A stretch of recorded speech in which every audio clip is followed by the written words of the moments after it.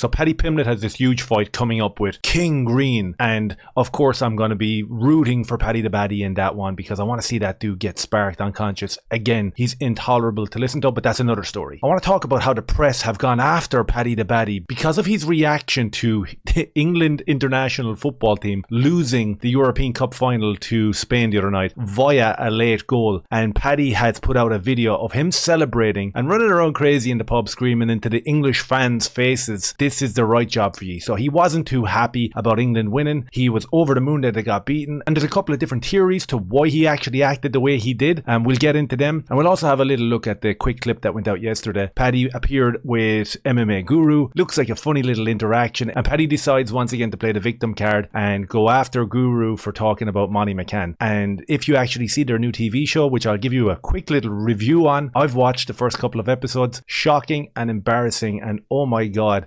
stay away from that woman, bro. You're literally extremely watchable and likable on your own. Stay away. Ban that show. Turn the fucking thing off. So we'll have a look at all that. Before we do, if you could hit like, subscribe and share, that would actually help me out because as you know, I'm demonetized again. All my videos are demonetized this time and it actually slows down the growth of the channel. The videos don't get pushed by YouTube. Nobody gets to see them. So if you share it, like it, I guess that helps me and it might get me out of the rut. I appreciate it. So let's have a look at the video in question where the English media have gone crazy because the beloved English team have lost and Paddy seems to be very happy about it. Yes! Look at all your faces, you fucking woolly fuck!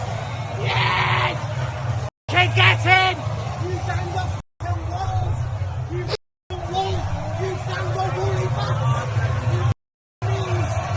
So that was Paddy. He was reacting. People got very perturbed because the English team lost and Paddy was going after the boys. So it's kind of funny. So he writes over on his Instagram. A lot of people are making a big deal about this video. I'm putting it up for myself, for you to see. I had a bet with a few of my mates in the pub. If England would have won, I would have had to pay out 3 grand. Also, everyone jumped on me celebrating on me 10 minutes earlier when England scored. How can yous expect me not to return the favour a few minutes later? He followed that up with this one where he says that that's what it feels like winning 3K in the last minute of a match. Anyone that says they wouldn't celebrate winning a bet like that, yous are absolutely crazy. So that was the official response. He's also said things like this in the past where Scousers just aren't into international football. We don't see why we should stand arm in arm with fans who sing always the victims. So there's this kind of mentality of Scousers and people from Liverpool are always the victims. Week in, week out, they sing about 97 fans that passed on. It's disgusting. That's another one. Feed the Scousers because it's a working class area, I guess, so they go after Scousers in that regard. Why should we support England? I've seen videos of English fans singing "We all hate the Scousers." So that's very interesting. That's a decent point there. Probably more in line with why he celebrated the way he did because I don't believe the 3 grand bet because as we know, he is bigger than Conor McGregor in some people's eyes. Way you carry yourself, electric on the microphone. How do you like me now?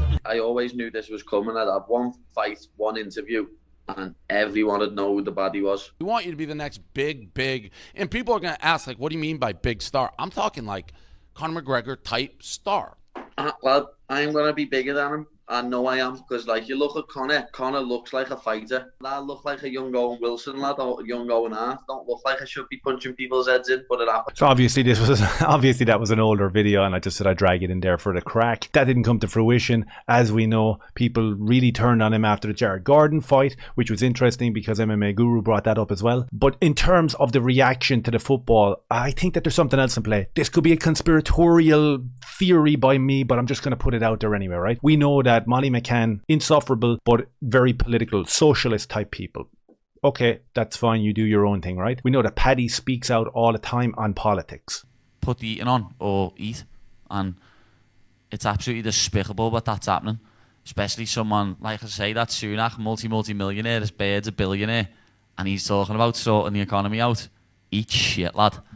But I did come across this one and it was an interesting response. Whenever you see Paddy the Baddy desperately trying to do his Scouse not English routine, just remember these tweets. When you've been punched in the head a lot, it has consequences. He's a horrible tick little bee, right? So what tweets is he talking about? Well, he's talking about Paddy the Baddy saying things like this. This country is an effing mess because of the government, lad. It's simple as that. Lots of immigrants have landed in this country and took over full areas. Some places don't even speak English anymore. And you're telling me that's good for the country? And he also retweeted things like this when people were responding to Sky News. This place is for animals, not for human beings. After this person tells Sky News he converted his shipping container into, I guess, a human trafficking type of thing, whatever. How about you fuck off back to your own country, you fucking dickhead? Come here expecting everything when I see ex-army living on the streets. Don't like it?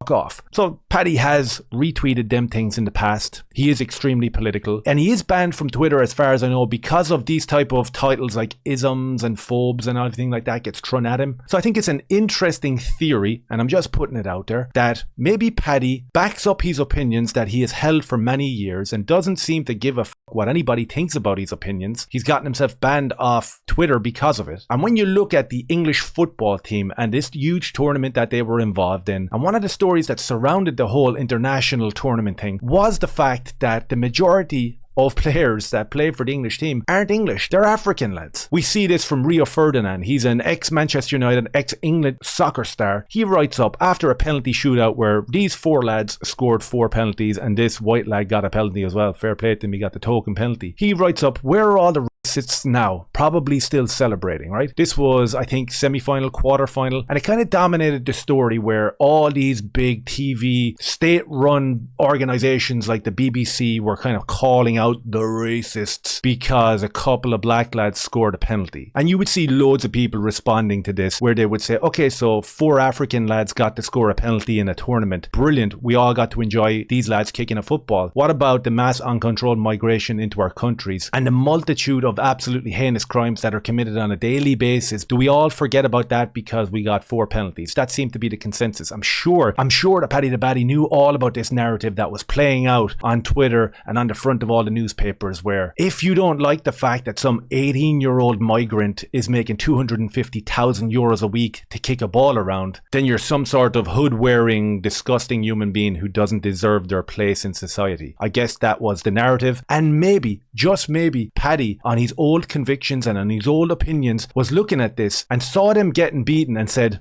this is awesome. This is what you get for pushing this DEI bullshit on us. So I thought that was a very interesting take. So as I said, MMA Guru did a little interview with him. Apparently, I guess it might even be out by the time this video comes out. But anyway, this is the clip that's on social media.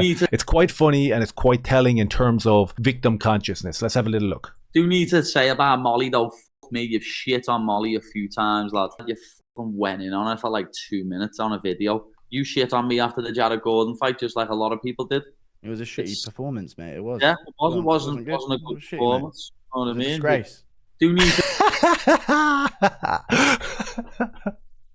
Oh, what a legend. What a legend. It was a disgrace. It was an absolute disgrace.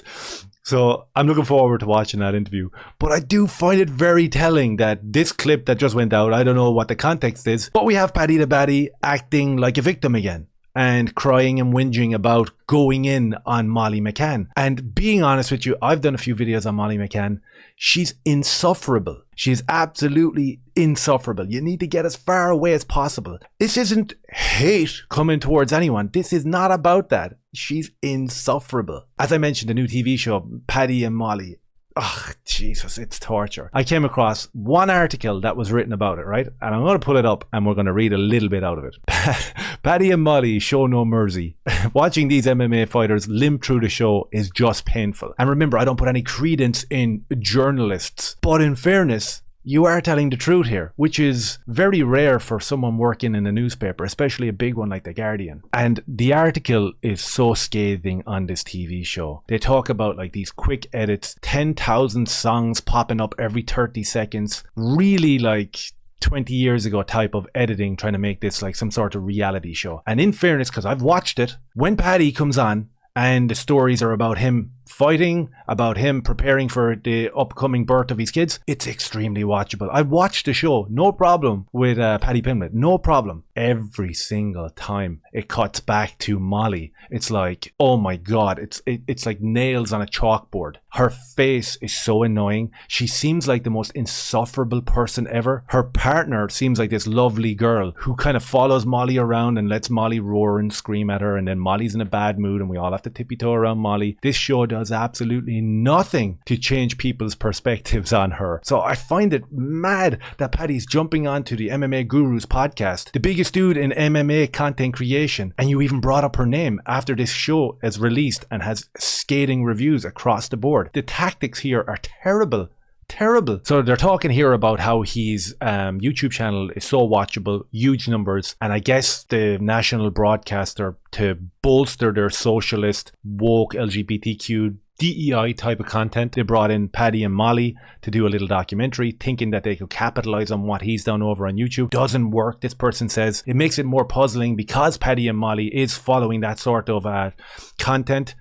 It's more or less the same format, albeit with an addition of Pimblett's best friend and fellow MMA fighter Molly Meatball McCann, who is much less entertaining. This is due to two fairly crucial alterations. Firstly, the frenetic BBC Three style editing, the real MTV of 2012 throwback. Within the first 4 minutes of the show, I have heard the snippets about 10 different songs. The screen keeps on scratching like old film, and there are some joyless indents of Paddy and Molly punching lifelessly at the camera. Secondly, there's this bizarro attempt of old school fashioned made in Chelsea / towny style. The two go together over and over, chat on a balcony, which Paddy and Molly are not equipped for. They say that the show is a completely missed opportunity. You know, they talk about overcoming injuries and defeat, how they analyze their wins and losses. Every time they mention the dark pits of doom they fall into when a fight doesn't go their way. But every time we get close to saying something like that, there's a quick edit and another blast of a Wombat song. Then we cut weirdly to a forced scene where Molly meets two wordless men she's starting a gin brand with. I don't care about the gin brand. Tell me how you felt in the fight when the plans unraveled in the seconds and you got kneed in the face. We climb back to the top of the mountain.